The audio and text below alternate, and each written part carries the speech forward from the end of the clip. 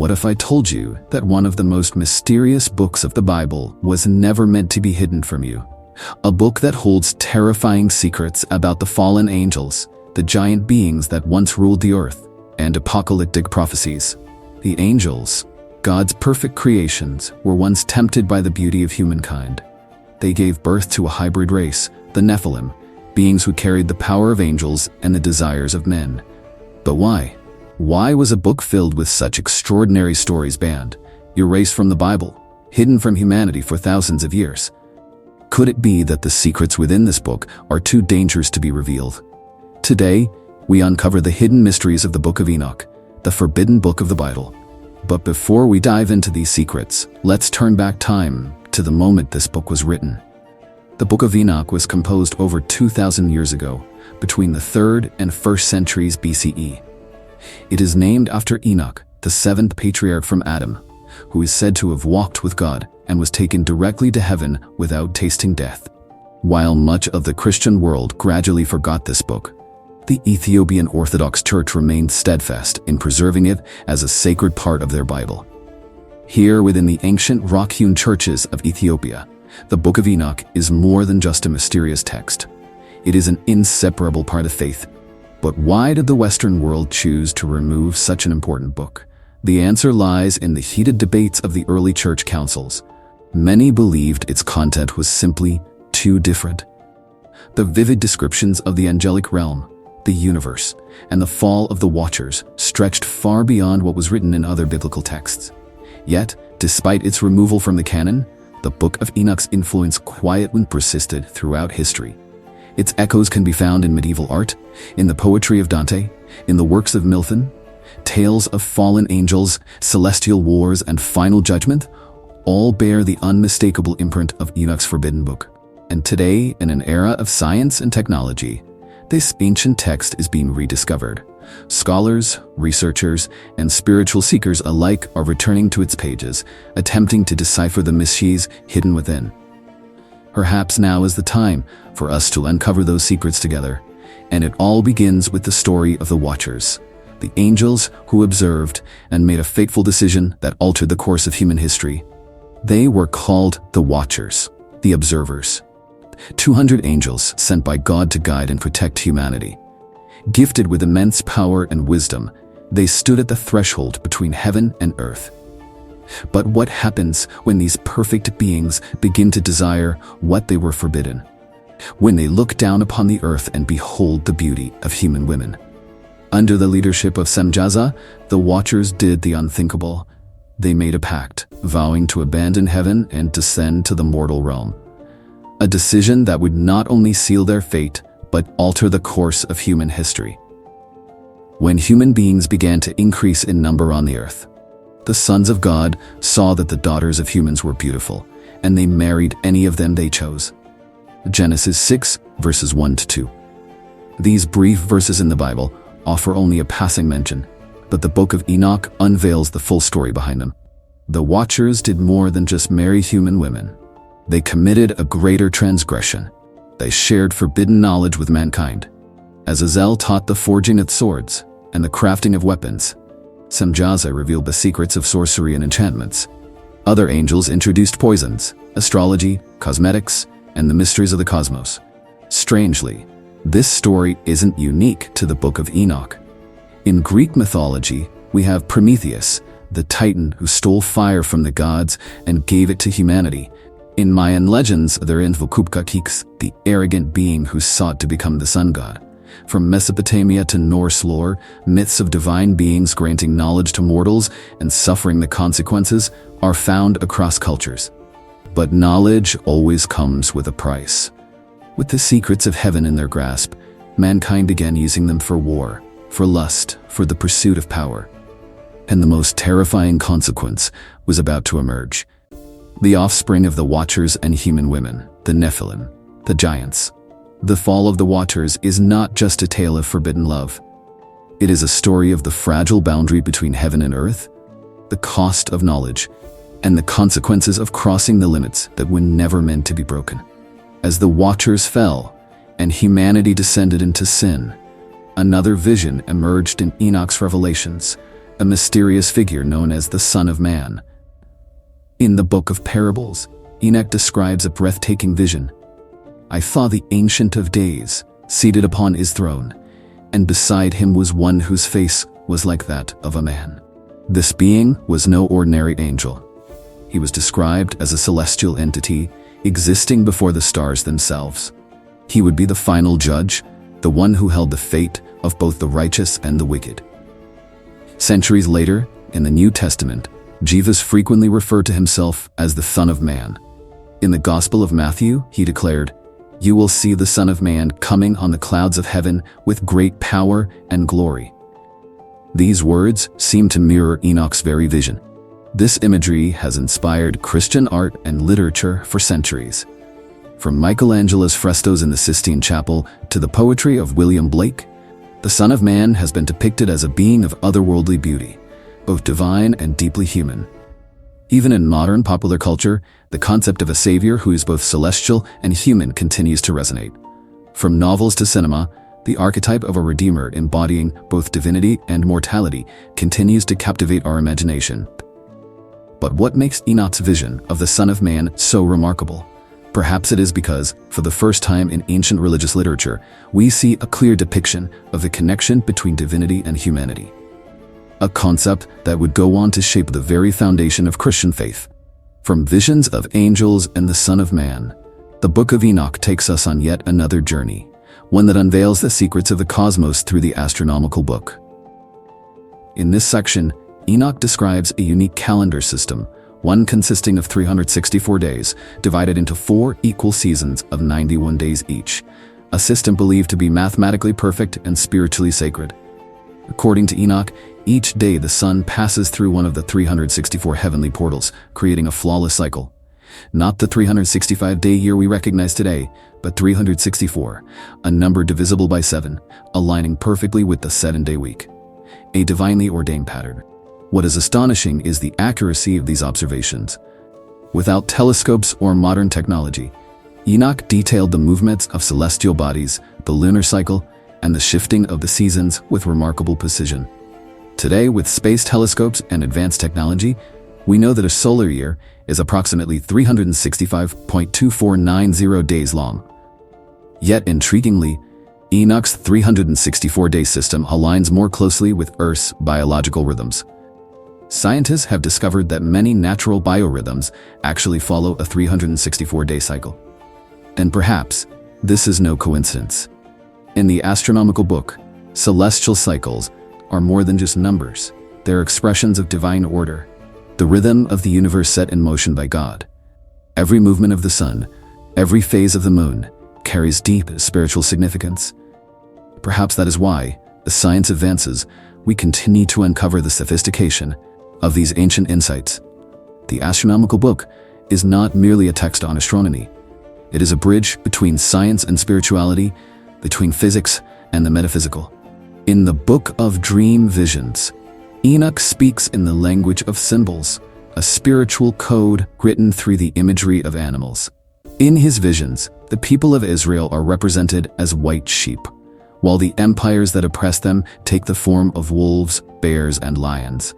Every invasion, every exile, every pivotal moment in Israel's history is told through the struggle of these creatures. We see the great white bull, Adam, followed by the sheep, representing the patriarchs Abraham, Isaac, and Jacob. We witness the flock being hunted by Egyptian wolves, only to be led to Sodom by a special sheep, Moses. The entire history of a people, retold through a dance of sacred beasts. What is astonishing is how these symbols still hold power in the modern world. We still use the lion to signify strength, the dove for peace, the serpent for wisdom or deceit.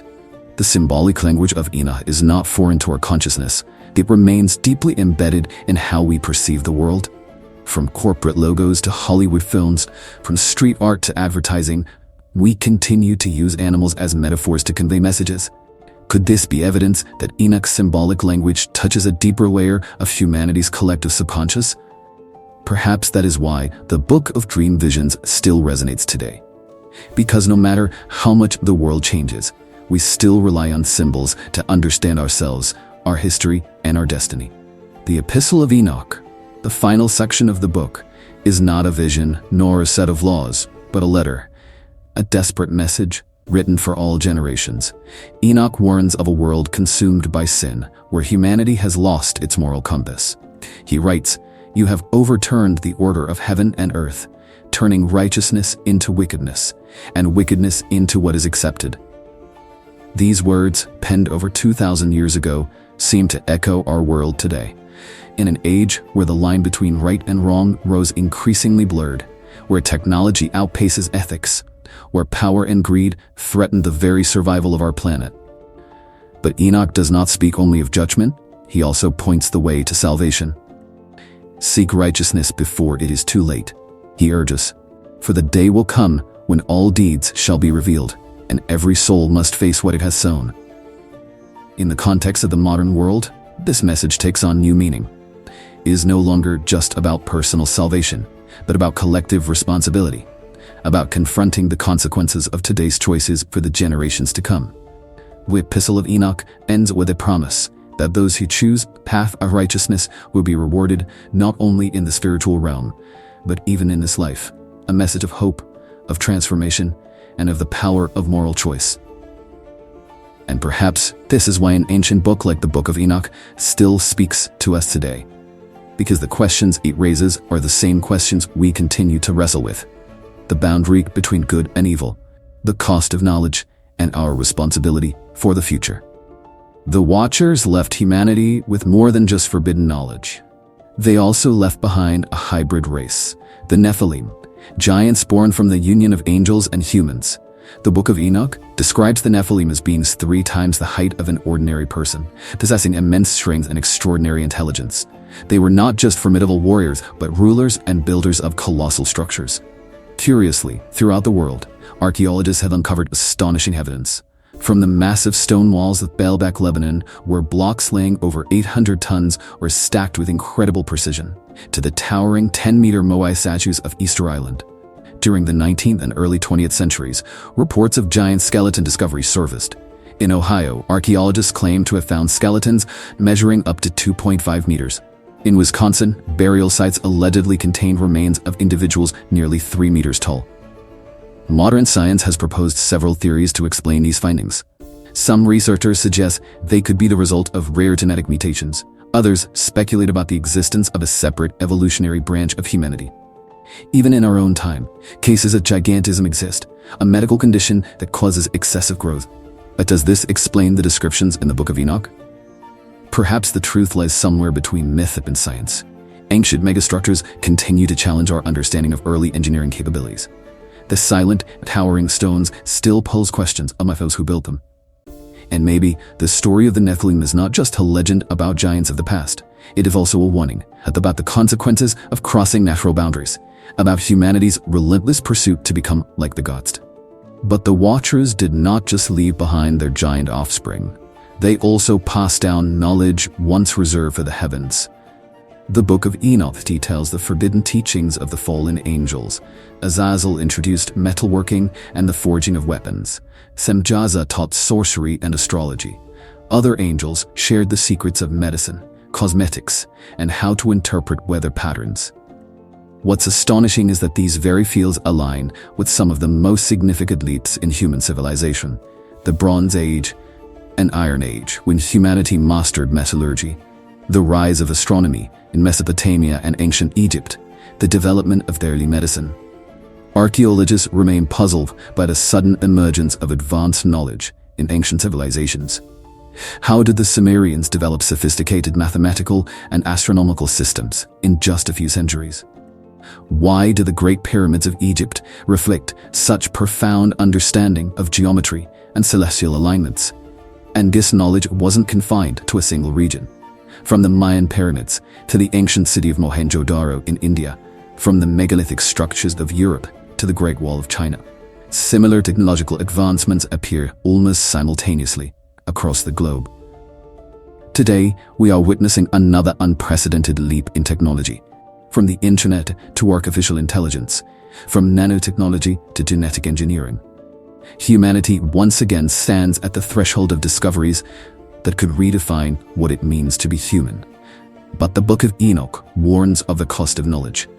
When the Watchers revealed the secrets of heaven, they disrupted the natural order. And perhaps this too is a warning for us today about the fine line between knowledge and wisdom, between what can be done and what should be done. As the Watchers betrayed their purpose and the Nephilim plunged the earth into chaos, another war erupted in the heavens, a battle that, according to the Book of Enoch, would determine the fate of the entire universe. The four archangels, Michael, Gabriel, Raphael, and Uriel, were appointed by God to restore order. Michael, the warrior angel, led the heavenly army into battle. Gabriel delivered the message of judgment. Raphael healed the wounds inflicted upon the earth. And Uriel warned humanity of the impending catastrophe. The war described in Enoch was not merely a physical battle. It was a clash between order and chaos, between light and darkness. The archangels did not fight with mere weapons, but with the fundamental forces of creation: fire from the heavens, water from the oceans, winds from the four corners of the earth. The imagery of this celestial war has become an integral part of American pop culture, from Milton's classic Paradise Lost to blockbuster Hollywood films like Constantine, Legion, and City of Angels. Echoes of this ancient conflict persist. In the comic book universe, characters like DC Comics' Lucifer or the angelic figures in Marvel's X-Men bear the unmistakable imprint of this primordial battle. Perhaps the most striking element of Enoch's depiction of heaven is that it is not a place of static perfection, but a battlefield of opposing ideals. This concept has profoundly shaped modern portrayals of this spiritual realm in art and literature. In contemporary cinema, angels are no longer simply flawless beings with white wings and golden halos. They have become complex warriors, struggling with questions of faith, duty, and the blurred line between good and evil, just as the Book of Enoch described them thousands of years ago. And perhaps this is why the story of the war in heaven continues to haunt us, because it mirrors the battle within every human soul, the struggle between ideals and temptation, between duty and desire, between what we can do and what we should do. In the final pages of the Book of Enoch, we find prophecies about the last days, a time that in many ways bears an uncanny resemblance to our world today. Enoch speaks of an era when humans will alter the natural order, when the secrets of heaven will be unveiled, and when the boundary between heaven and earth will blur. These words take on a profound new meaning in the age of space exploration and biotechnology. The book also warns of a time when the earth will groan under the weight of sin. In the context of climate change and global environmental collapse, this warning feels eerily relevant. Is our planet not already crying out from the damage we have inflicted upon it? When Enoch writes about humanity surpassing the limits that were set, could he have foreseen the era of genetic engineering, artificial intelligence, and the race to conquer space? These advancements are not just reshaping our world, they are redefining what it means to be human and our place in the universe. But perhaps Enoch's most profound prophecy is about the erosion of moral values. He speaks of a time when evil will be called good and good will be condemned as evil. In an age of misinformation and moral relativism, these words seem more relevant than ever. Yet Enoch's message is not solely one of doom. He also speaks of an age of awakening and renewal, when humanity will recognize its mistakes and return to ancient wisdom. Could we be witnessing the beginning of this shift through movements advocating for environmental conservation and sustainable living? Perhaps the true value of these prophecies is not in predicting the future, but in the lessons they teach about responsibility and consequence. No matter the era, humanity continues to face the same fundamental choices between power and wisdom, ambition and accountability. After more than 2 millennia of obscurity, the Book of Enoch is experiencing a remarkable revival in the internet age. From explainer videos on YouTube to heated discussions on Reddit, from in-depth podcasts to scholarly articles online, this ancient text is now reaching a new generation of readers. No longer confined to the ancient libraries of Ethiopia, Enoch's teachings are now being shared and debated across the world. Among scholars, the Book of Enoch has reshaped our understanding of early Judaism and Christianity. It offers a rare window into the spiritual beliefs of the ancient world and helps us trace the origins of many modern religious traditions. But perhaps the most striking aspect of this resurgence is how the themes of Enoch, the blurred boundaries between heaven and earth, The relationship between knowledge and morality, our responsibility to the planet, are resonating anew in contemporary culture. From climate change films to ethical debates on artificial intelligence, the questions Enoch raised remain as urgent as ever. Across online forums, a new generation of spiritual seekers is rediscovering the Book of Enoch, finding in it guidance for modern challenges. They see in the story of the Watchers a cautionary tale about the reckless of technology, and in its visions of the heavens a blueprint for a more just and balanced world. And perhaps this is Enoch's greatest legacy, its ability to speak across time, from a distant past to a pressing present. In an age of global crises and existential questions, a long-lost book about angels, responsibility, and the fate of humanity is finding its audience once again. We have journeyed together through one of the most mysterious books in religious history.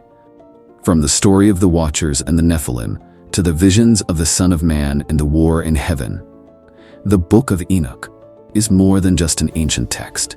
It is a mirror reflecting humanity's deepest questions about the relationship between heaven and earth, about the cost of knowledge, about the fine line between ambition and responsibility.